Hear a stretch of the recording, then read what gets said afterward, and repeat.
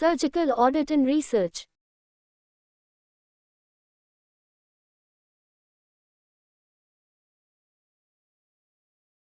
Introduction. Surgeons are innovators, and a key aspect of a surgical career is to constantly adapt, tweak and improve surgical techniques and treatments to provide the best outcomes for those under our care. In addition, few others in the hospital use more technology or devices on a day-to-day basis than surgeons. It is therefore beholden upon all surgeons to be able to critically evaluate both our individual performance and the impact of adaptations in techniques, devices and treatment pathways on the individual and collective outcomes of our patients. Involvement in research and audit activities will form a stable cornerstone within a long and successful surgical career. The aim of this chapter is to outline both how to undertake a successful audit cycle and how to design and conduct a surgical research study.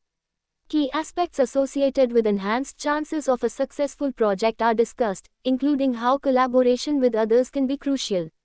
Large numbers of clinical papers appear in the surgical literature every year. Many are fraud, and it is important that a surgeon has the skills to examine publications critically.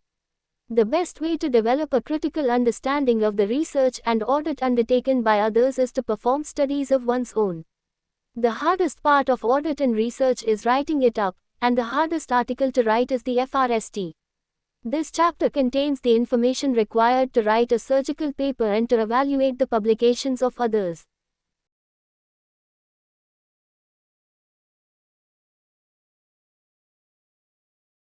Audit or research. Health professionals are expected to undertake audit and service evaluation as part of quality assurance. These usually involve minimal additional risk, burden or intrusion for participants. It is important to determine at an early stage whether a project is audit or research, and sometimes that is not as easy as it seems. The decision will determine the framework in which the study is undertaken. In the UK, the Health Research Authority (HRA) has developed a decision tool to help decide whether your project is classified as research.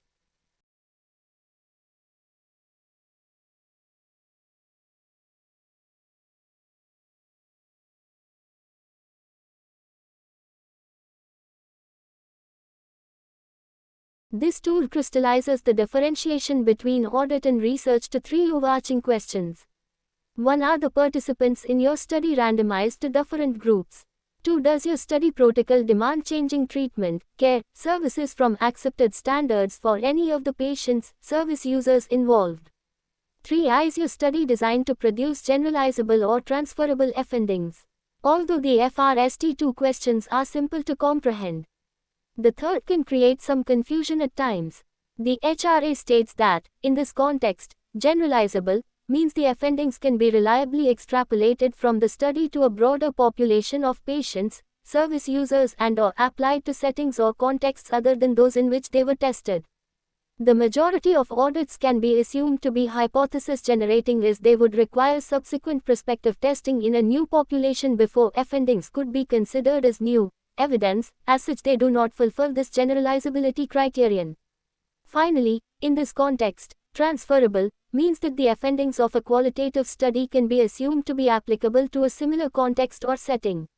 Most qualitative studies are not usually generalizable but can quite often be considered to be transferable.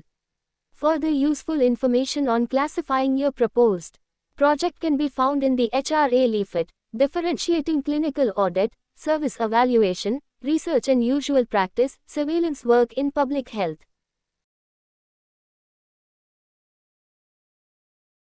Audit and Service Evaluation. Clinical audit is a process used by clinicians who seek to improve patient care.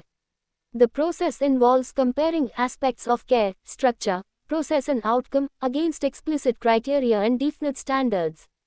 Keeping track of personnel,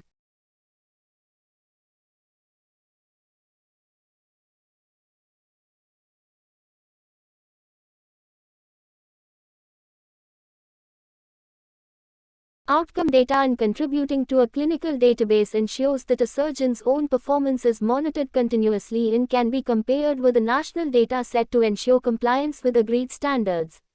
Involvement in active audit processes is also an essential component of revalidation for the individual surgeon in the UK. If care falls short of the guidance standard being compared against, some change in the way that care is organized should be proposed. This change may be required at one of many levels. It might be an individual who needs training or surgical equipment that needs replacing. At times, the change may need to take place at the team level. Sometimes, the only appropriate action is change at an institutional level, e.g. a new antibiotic policy, regional level, provision of a tertiary referral center, or, indeed, national level, screening programs and health education campaigns. There are two main types of audit in common practice: single-site, local audits and multi-site regional, national or international audits. Both are designed to improve the quality of care. In an ideal world, local audits might identify needs closest to the patient, which can then be further investigated in multi-site larger-scale audits. For example, hospital topics are often identified at departmental morbidity and mortality meetings, where issues relating to patient care are discussed. The reporting process might identify a possible national issue, and a national or international audit could be designed to be delivered by local surgical teams.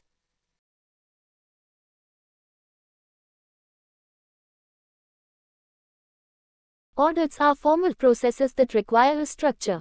The following steps are essential to establish an audit cycle. 1. Define the audit question in a multidisciplinary team. 2. Identify the body of evidence and current standards. 3. Design the audit to measure performance against agreed standards based on strong evidence.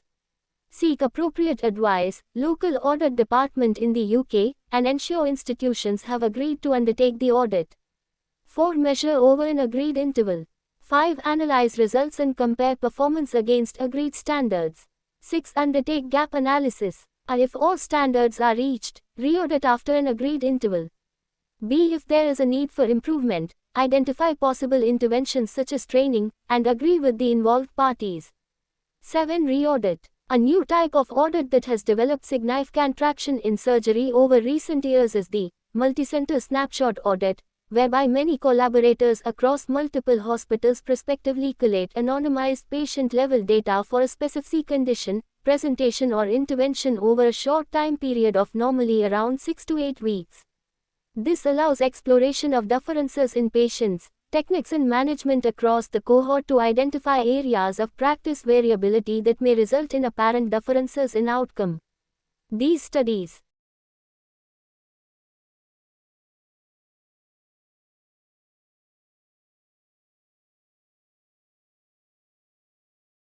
generate hypotheses and identify areas where further prospective research is needed. Key advantages of these snapshot audits are their easy accessibility and the fact that they can be conducted at almost zero cost, so they can be an excellent means of bringing a new group together to collaborate and create contemporaneous and real-world data together.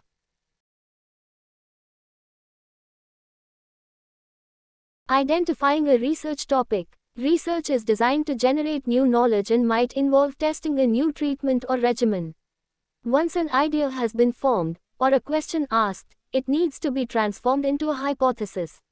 It is helpful to approach surgeons who regularly publish articles and who have a special interest in the subject area being considered. As ideas are suggested, it is important to consider whether the question posed really matters. Spending time refining the question, hypothesis, is probably the most important part of the process. Choosing the wrong topic can lead to many wasted hours. Once a topic has been identified, it is also important not rush into the study. The worst possible outcome is to find at the end of a long arduous study that the research has already been performed or that the chosen methodology did not support investigation of the primary, secondary outcomes.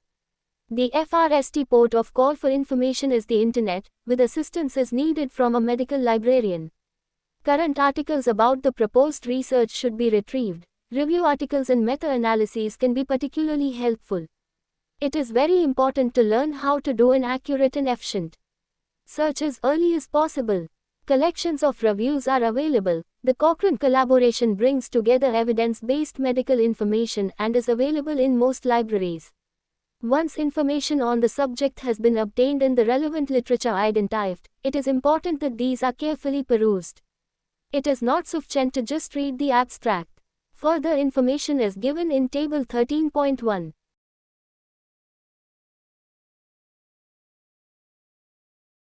An excellent source of ideas where research is needed can come from reviewing high-quality national guidelines such as those produced by the UK National Institute for Health and Care Excellence, NICE, on a particular area of interest, many of which include a section beneath the headline Guidance being made on recommendations for research. This section is populated after the currently available evidence for an intervention or treatment has been reviewed by the expert team and found lacking. Designing a research project to cover one or more of these agreed areas can be easily justified to both funders and clinicians alike. Finally, there is an increased number of priority setting partnerships across all aspects of surgery, including those formally undertaken by the James Lind Alliance and by others run by surgical associations and their patient partner groups.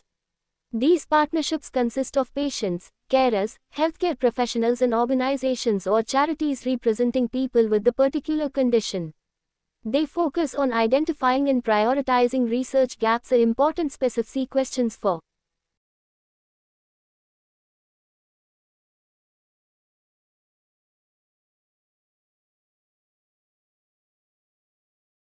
which additional new research is needed to answer them.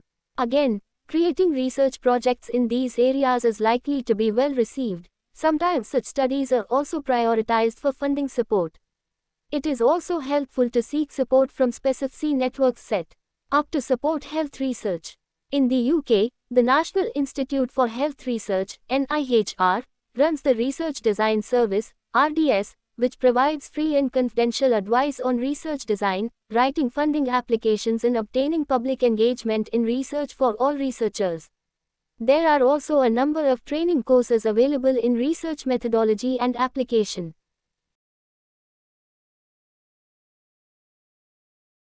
Forming a team. One of the most common reasons for the failure of an otherwise good research project is failure to involve others. Only the smallest single-center project can be delivered by an individual researcher working alone. Almost any project worth doing will need a team to deliver it. This team can bring the necessary skills and experience to help bring the project to fruition, but also, and perhaps more importantly, it can provide the momentum required to keep pushing a project through to completion when the inevitable hurdles are met. There may be local colleagues who form a natural team for a project, perhaps with the oversight of an experienced trainer or mentor. Another solution can be to get involved in a collaborative research group. Surgery has led the way with collaborative research working over recent years. The FRST Trainee Level Research Collaborative in the UK was formed in 2008 when a group of surgical trainees who shared the same frustrations around the challenges of conducting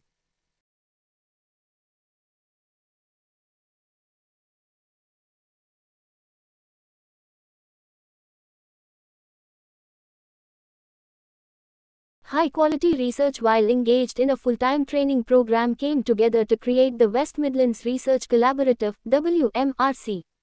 The premise was simple: to create and conduct prospective research projects that simultaneously collate data from across all of the members' units and to take advantage of the rotation of trainees' postings between units to ensure project longevity and thus enable longer-term outcome collection.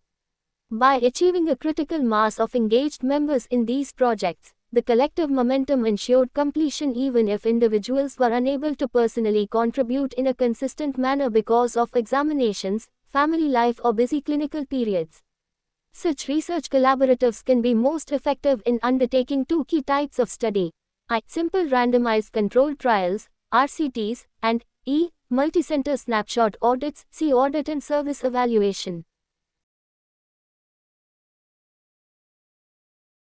The FRST-RCT undertaken by the WMRC was the Rossini trial, which explored the clinical effectiveness of a simple wound edge protection device in reducing wound infections after abdominal surgery. A network of trainees mobilized 21 units for the trial, and together they completed the trial 2 months ahead of schedule, having randomized 760 patients over a 23-month period, completing in January 2013.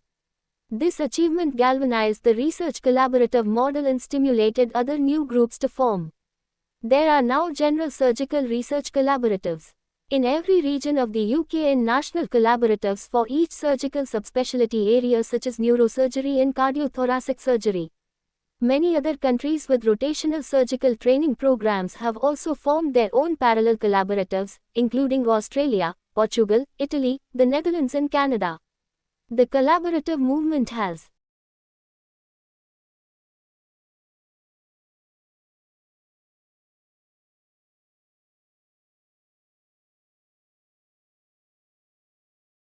established a new paradigm for evidence-based surgical practice, engaged thousands of surgical trainees and their consultant mentors, and created an active network of research-active clinicians at many hospitals across the world. In the UK, trainee collaboratives have, to date, developed at least 10 RCTs and been awarded competitive grant funding worth over £8 million. The model has also extended to medical student collaboratives, STARSUG, and all 42 medical schools in the UK now have an active network student research collaborative. More recently, similar research collaboratives have also formed, utilizing the established core principles, in non-surgical specialties such as anesthetics, gastroenterology, and elderly care. All of these collaborative groups work on a principle of complete inclusivity. Any interested person is very welcome to get involved in the collaborative, both in existing projects and in suggesting new ideas. People can join at any stage from medical student to consultant. Anyone interested in surgical research should seek out their local or national surgical research collaborative group and get involved.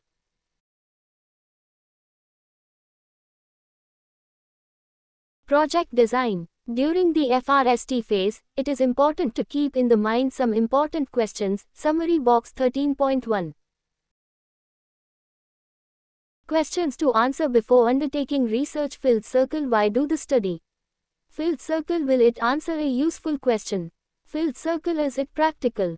Filled circle. Can it be accomplished in the available time and with the available resources? Filled circle. Will the project benefit from collaboration to increase numbers or make best use of high technology equipment? Filled circle. What findings are expected? Filled circle. What are the research governance requirements? Filled circle. What are the ethical issues? Filled circle. What impact could it have?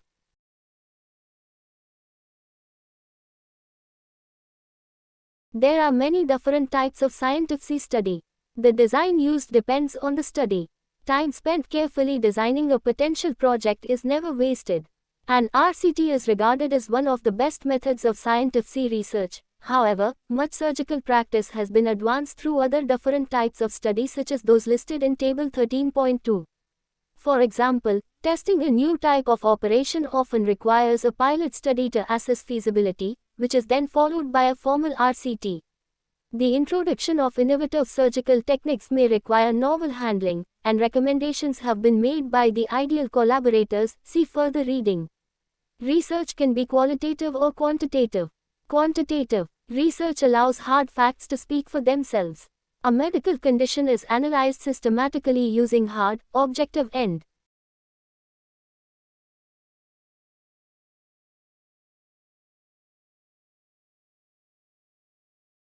points such as death or major complications, which should be clearly defined. For example, surgical complications are now classified using the Clavian-Dindo system. In qualitative research, data often come from patient narratives, and the psychosocial impact of the disease and its treatment are analyzed. For example, narratives from patients with breast cancer. These kinds of data are often collected using quality of life measurements. A variety of different quality of life questionnaires exist to suit several different clinical situations. Much of the best research is both quantitative and qualitative. Recently, the importance of outcomes from the patient's perspective has been emphasized. Patient-reported outcome measures, PROMs, are now an important component of the evaluation of surgical procedures.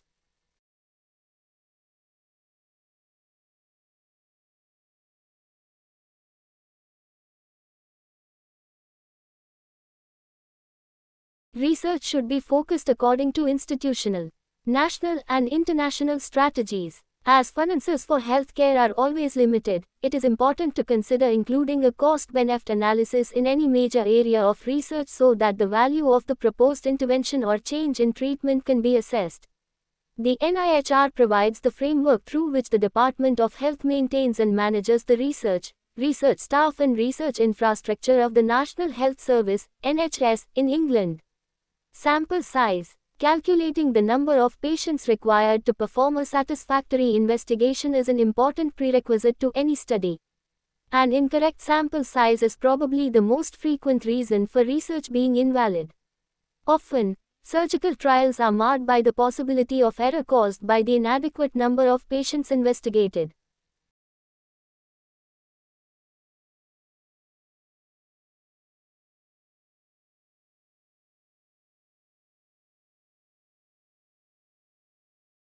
Type 1 error. Benefit is perceived when really there is none. False positive. Filled circle. Type 2 error. Benefit is missed when it was there to be found. False negative. Calculating the number of patients required in the study can overcome this bias. Unfortunately, it often reveals that a larger number of patients is needed for the study than can possibly be obtained from available local resources. This usually means expanding enrollment by running a multi-center study, which has the added benefit of improving the external validity of findings. More patients will need to be randomized than the final sample size to take into account patients who die, drop out or are lost to follow-up. This is known as the attrition rate. A longer time from trial entry to primary outcome assessment will result in an increased attrition rate of participants.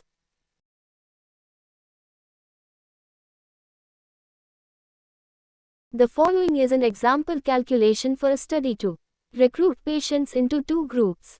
In order to calculate a sample size, it is now common practice to set the level of power for the study at 90% with a 5% significance level. This means that, if there is a difference between study groups, there is a 90% chance of detecting it.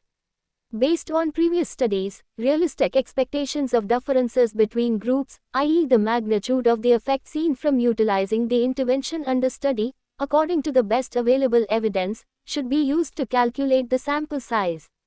The formula below uses the results of a reduction in event rate from 30% to 20%, e.g. a new treatment expected to reduce the complication rate such as wound infection from 30% equals R to 20% equals S.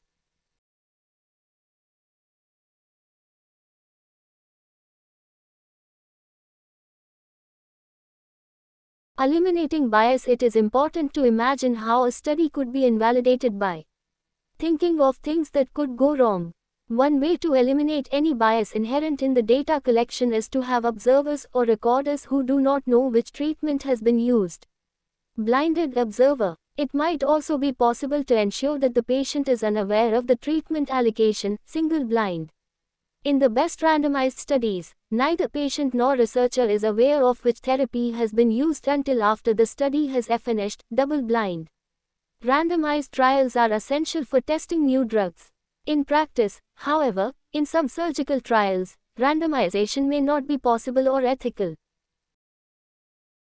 Study protocol. Now that the research question has been decided, and it has been checked that sufficient patients should be available to enroll into the study, it is time to prepare the detail of the trial. At this stage, a study protocol should be constructed to define the research plan. It should contain the background of the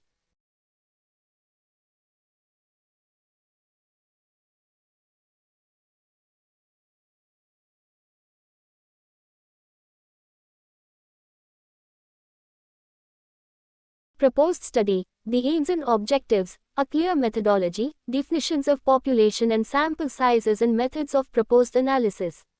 It should include the patient numbers, inclusion and exclusion criteria and the timescale for the work. The protocol should be detailed enough for another party to come along in the future and theoretically replicate the study. It is useful to construct a flow diagram giving a clear summary of the research protocol and its requirements, figure 13.1. It is helpful to imagine the paper that will be written about the study before the study is performed. This may prevent errors in data collection. When a study is planned, sufficient time should be reserved at the beginning for fundraising and obtaining ethical, regulatory and/or other approvals, e.g. HRA. Time for data analysis and preparation of publication needs to be included in funding applications. The cost of any non-routine investigations and extra treatments should be identified and covered by the research grant in line with national guidance. In the UK, the Attributing the Costs of Health and Social Care Research and Development, ACCORD, Guidance, https://www.gov.uk/government/publications/guidance-on-attributing-the-costs-of-health-and-social-care research. A data collection form should be designed or a computer collection package developed. If data are collected on a computer, appropriate safeguards for privacy, confidentiality and data quality will be necessary to comply with legislation. At this stage it is important to consider any validation requirements and needs for open access, either in a recognized archive, e.g. the UK Data Archive, or in an institutional repository. Any form of data collection needs to be quality assured. The quality assurance process will include training, standard operating procedures as well as monitoring and checking a certain sample of the data. At the end of data collection and analysis, a final database with all data should be logged and kept for future reference in a safe location. A data archiving policy with a nominated data custodian should be in place.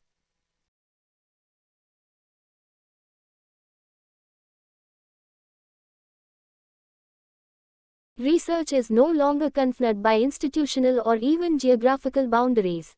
Collaborative research groups in surgery at a national or international level have come together to undertake high-quality surgical research in recent years, aided by online communication and the availability of secure electronic databases such as REDCap. The SUNRRISE trial shown in Figure 13.1 was undertaken by researchers from two trainee-led research collaborative groups across the UK, in conjunction with a parallel collaborative group in Australia.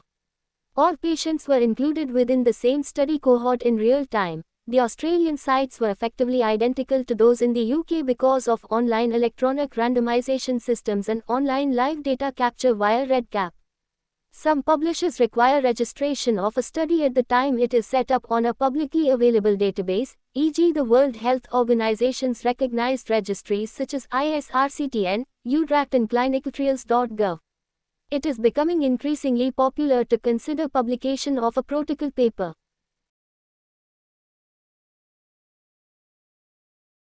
Regulatory framework. In the UK, the implementation of the UK Policy Framework for Health and Social Care Research provides a framework.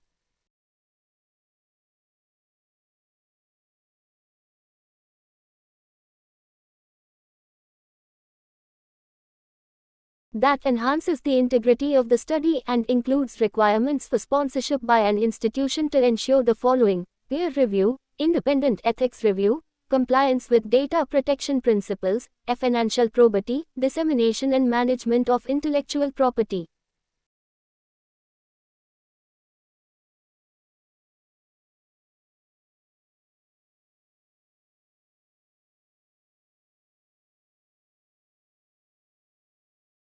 SUNRRISE trial, protocol summary and recruitment flowchart.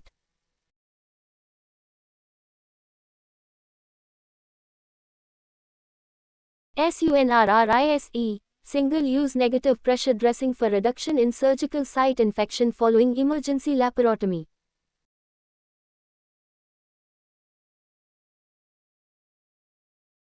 (840 patients undergoing emergency laparotomy).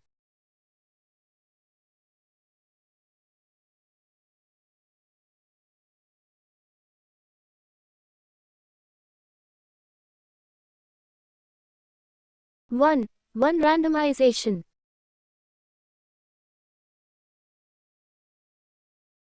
(420 SUNPD). 420 standard dressings.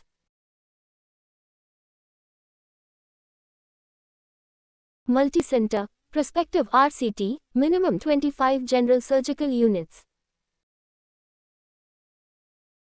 Sample size calculation, 90% power to detect. Reduction of SSI at 30 days from 25% to 15%. Predicted attrition rate of 20%.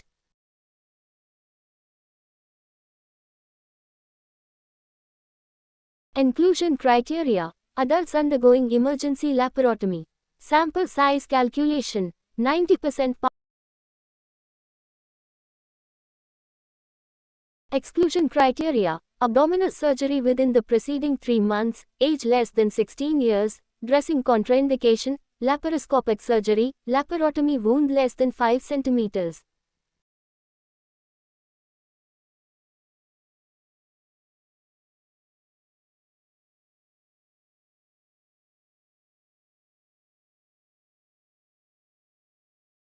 Sponsorship is defined by the HRA as the individual, company, institution or organization that takes on ultimate responsibility for the initiation, management, or arranging the initiation and management of and/or financing, or arranging the financing for that research.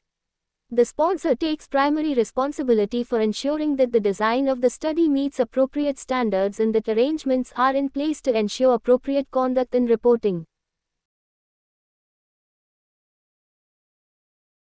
Peer review. Once the protocol is finalized, formal peer review is needed.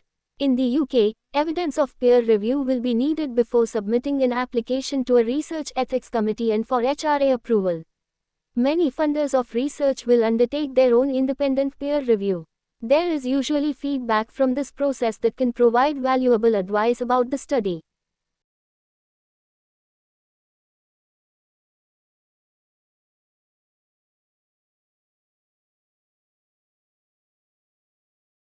Ethics. In the FRST instance, common sense is the best guide to whether or not a study is ethical. It is still important to seek advice from an independent research ethics committee whenever research is contemplated. In the UK, the requirement is that an NHS Research Ethics Committee, NHSREC, provides an independent ethical review of all health and social care research if it involves patients and/or carers.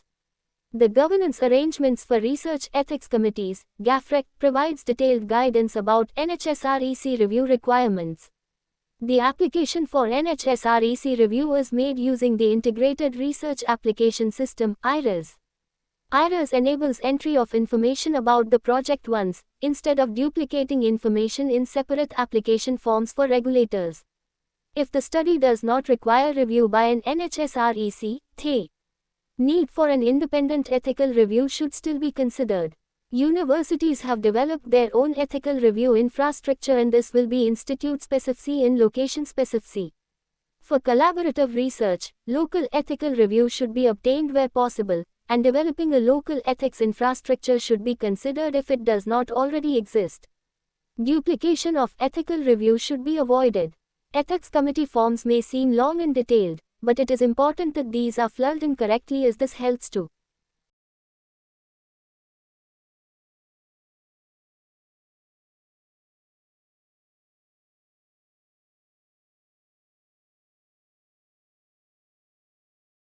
prepare the investigators for all practical aspects of the project. All dealings with ethics committees should be intelligent and courteous. It is important to attend the meeting at which the study will be discussed, if invited, as it provides a forum for direct communication in relation to the study. It can save time as possible concerns of the ethics committee can be addressed at the time, avoiding lengthy correspondence.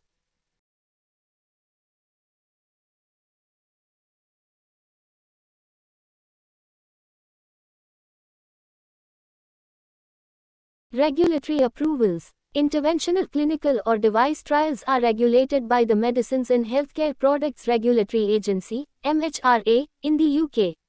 Researchers are encouraged to use an existing and established international register such as ISRCTN or clinicaltrials.gov to ensure that the public is aware of a trial before recruitment of the FRST participant. Trials involving sites specifically in EU countries must be registered in the EU Clinical Trials Register.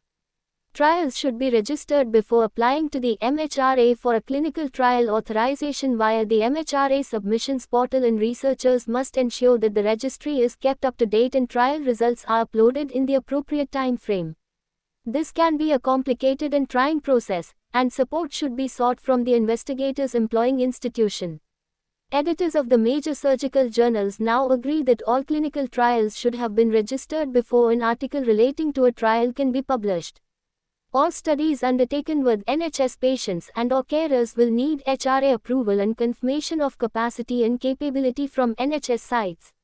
Studies involving animals require approval from statutory licensing authorities. In the UK, this is the Home OFC. Animal research should be based on ARRIVE guidelines.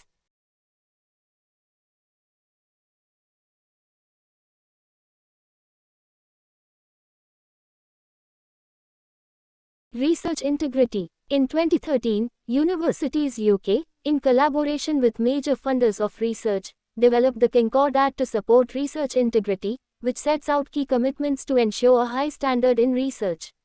It highlights the principles and professional responsibilities of researchers and research institutions that are fundamental to the integrity of research wherever it is undertaken. These center on filled circle honesty in all aspects of research, filled circle accountability and transparency in the conduct of research, filled circle professional courtesy and fairness in working with others, filled circle good stewardship of research. A study should not under any circumstances commence until appropriate approvals have been granted and compliance with the principles of research integrity is ensured. A helpful international summary of country-specific approval requirements is available from NI.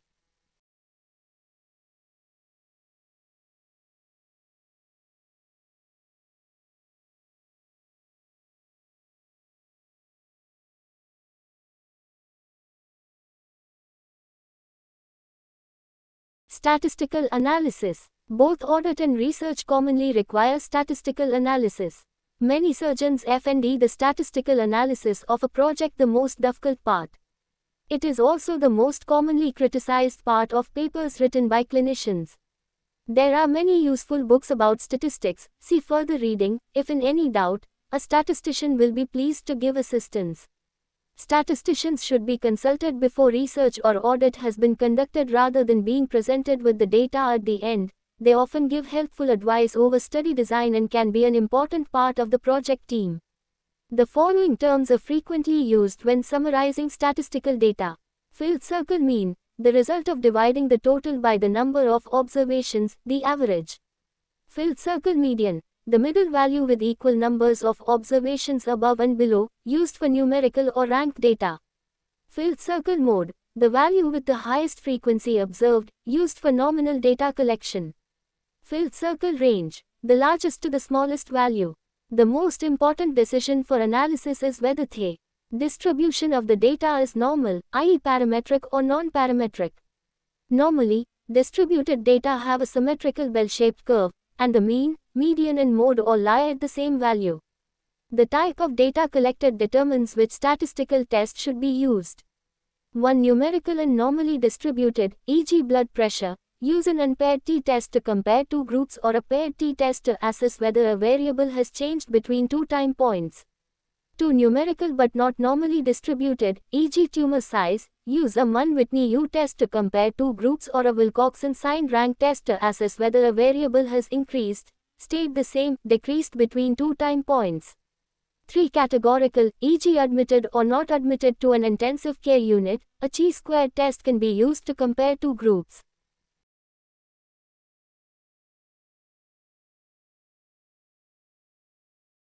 Note, the use of these and any other statistical tests may benefit from professional advice. Confidence intervals are the best guide to the possible range in which the true differences are likely to lie. A confidence interval that includes 0 usually implies a lack of statistical significance. Scientists usually employ probability, p-values, to describe statistical chance. A p-value less than 0.05 is commonly taken to imply a true difference. It is important not to forget that p equals 0.05 simply means that there is only a 1/20 chance that the differences between the variables would have happened by chance when in fact there is no real difference. If enough variables are examined in any study, significant differences will occur simply.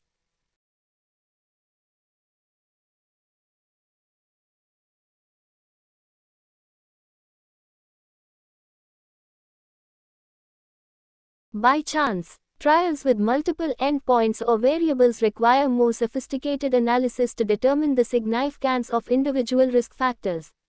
Univariable or multivariable logistic regression analysis techniques may be appropriate. Statistics simply deal with the chance that observations between populations are different and should be treated with caution. Clinical results should show clear differences. If statistics are required to demonstrate differences between results, it is likely that they are unlikely to have major clinical significance.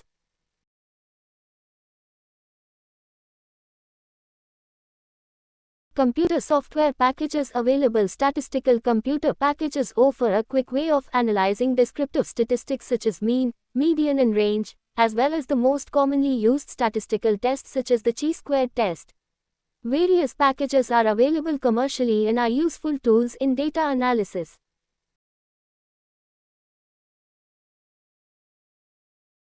Analyzing a scientific article. The simplest way to analyze an article from a scientific journal is to look at the checklist of requirements for good scientific research.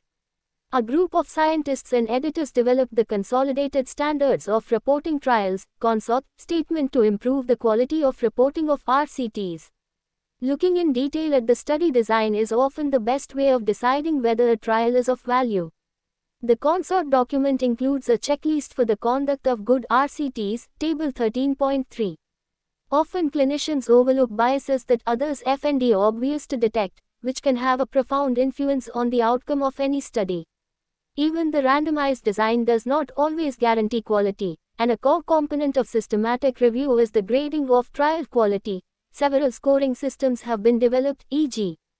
Jadad Score. Recent guidelines have been published formalizing the methods of systematic review and meta-analysis, preferred reporting items for systematic reviews and meta-analyses, PRISMA, guidelines, and also many other types of article. These can be found in the instructions to authors of most surgical journals, which will now only accept articles that follow those rules.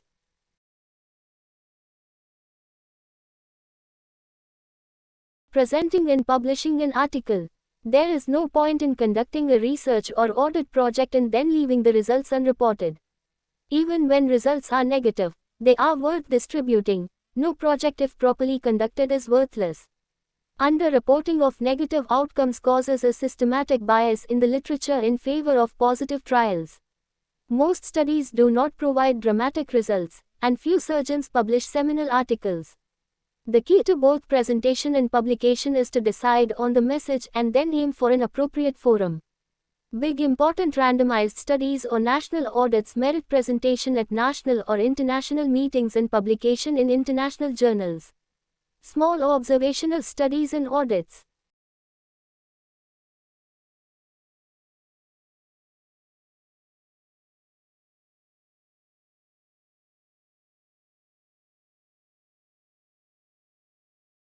Are more often accepted for presentation at regional meetings and for publication in smaller specialist journals. Help and advice from clinicians familiar with presentation and publication are invaluable at this stage. The most important piece of advice is to follow accurately the instructions for journal submission. Most international meetings will accept presentations eagerly, especially by poster, as this increases the attendance at a conference. Most surgeons publish research in peer-reviewed journals. The work that is submitted is checked anonymously by other surgeons before publication. If in doubt about whether to submit to a journal, many editors will give advice about the suitability of an article for submission to their journal.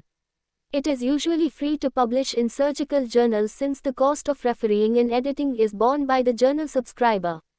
A second model of publication is becoming more prevalent: open access, in which the author pays. This ensures that all research is visible to anyone, by pushing the costs of the editorial process onto the study budget. It may well become standard in future. Convention dictates that articles are submitted in IMRAD form: introduction, methods, results and discussion. Increase.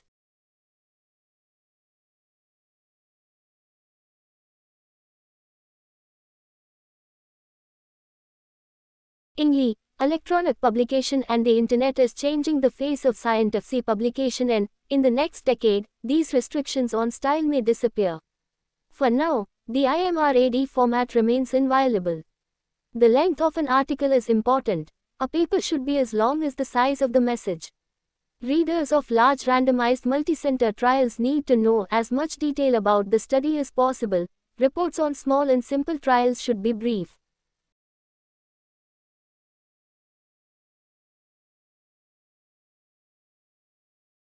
Introduction. This should always be short. A brief background of the study should be presented and then the aims of the trial or audit outlined. Filled circle methods. The methodology and study design should be given in detail. It is important to identify potential biases. New techniques or investigations should be detailed in full. If they are common practice or have been described elsewhere, this should be referenced instead of described. Filled circle results. Results are almost always best shown diagrammatically using tables and figures. Results shown in the form of a diagram need not then be duplicated in the text. Filled circle discussion. It is important not to repeat the introduction or reiterate the results in this section. The study should be interpreted intelligently and any suggestions for future studies or changes in management should be made. It is prudent not to indulge in fights of fantasy or wild imagination about future possibilities. Most journal editors will delete these. Recently, a standard format for the discussion section has been promoted, and journals such as the BMJ are keen that authors use it. Filled circle references. This section should include all relevant papers recording previous studies on the subject in question. The reference section does not usually have to be exhaustive, but should include up-to-date articles. Remember to present the references in the style of the journal of submission.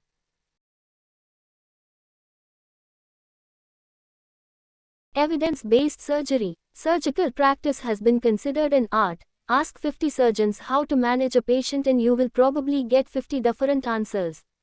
There is so much clinical information available that no surgeon can know it all. Evidence-based surgery is a move to find the best ways of managing patients using clinical evidence from collected studies. It was estimated that sufficient evidence to justify routine myocardial thrombolysis for heart attacks was available years before the randomized clinical studies that FNOLI made it clinically acceptable. No one had gathered all the available information together. Centers such as the Cochrane Collaboration have been collecting randomized trials and reviews to provide up-to-date information for clinicians. The Cochrane Library presently includes a database of systematic reviews of surgical effectiveness and a register of controlled trials. The BJS has been collecting surgical randomized trials on its website archive for 20 years, www.bjs.co.uk. As evidence accumulates, it is expected that this will gradually smooth out the differences between clinicians as the best way of managing patients becomes more obvious. Collecting published evidence together and analyzing it often requires reviews of multiple randomized